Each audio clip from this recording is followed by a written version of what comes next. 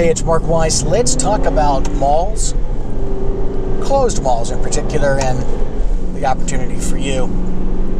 I read today in the Wall Street Journal that Disney has announced that they're closing an additional 60 of those cute little Disney stores. You know, the ones shoved full of nice little plush animals and other overpriced items that your kids want and you don't want to buy, but darn it, you do buy. But maybe you don't buy enough of them because Disney is shifting to an online model.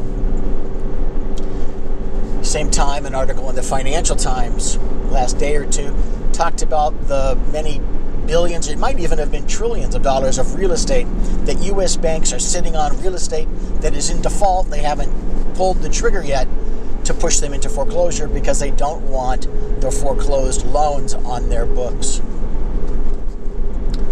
Malls are likely a thing of the past, but they can be a thing of the future if they can be repurposed. By you. You can leave that in. By you. For medical use. What am I talking about? I'm talking about a medical mall in which there's, say, a medical office space, ambulatory surgery center, lab space, imaging facilities. The buildings are already there, and in many cases, they're hollow shells that can easily be divided up on the inside, reconfigured to meet requirements. I'm not talking about giant multi-million square foot malls with roller coasters and people chomping on hot dogs on a stick and Auntie Annie's pretzels, or Wetzels if you like those better. What I'm talking about are more manageable sized malls, such as the 3 or 4 that I passed on the drive into the office today.